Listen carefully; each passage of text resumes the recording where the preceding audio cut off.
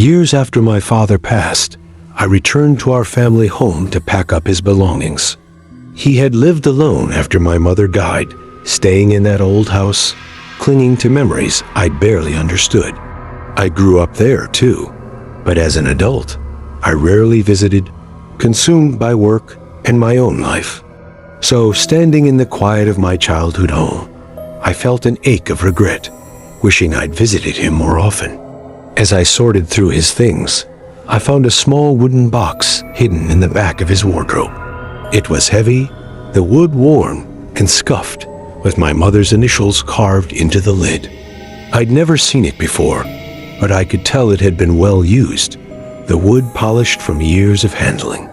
I opened it, and inside were bundles of letters, each one tied with an old piece of twine. The first letter was dated nearly 30 years ago, the ink faded but still legible. It was a love letter from my mother to my father, written long before they were married.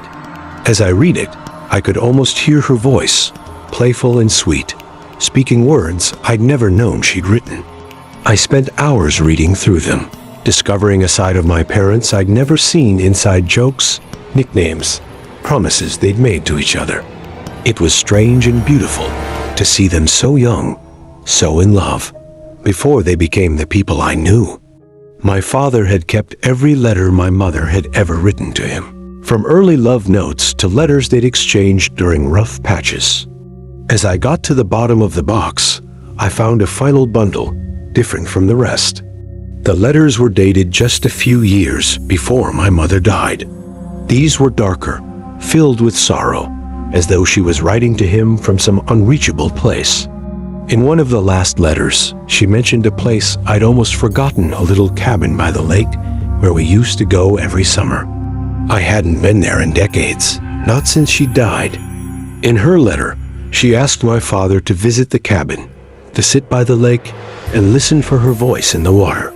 It was poetic, almost eerie, and I felt a shiver reading it. On a whim, I decided to go.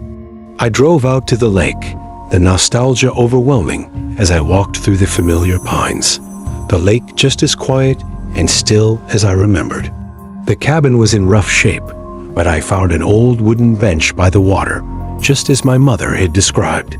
As I sat there, I felt a strange stillness settle over me. I could almost hear my parents' laughter in the rustling leaves, the memories floating through my mind like ghosts. And then I heard something. It was faint, barely audible, a voice, my mother's voice, drifting over the water. I closed my eyes, straining to hear, and there it was again, soft and unmistakable. She was calling my father's name, her voice filled with a love and longing that seemed to echo from the past. For a moment, I felt like they were both there with me, their presence warm and comforting. The weight of my father's loss, of all those years I hadn't spent with him, settled on my shoulders, but I felt peace too, as though they were telling me it was all right. As I left the lake that day, I realized I hadn't just found my parents' letters. I'd found a part of them, a part that had been waiting, lingering in that cabin by the lake, where their voices would forever echo in the wind.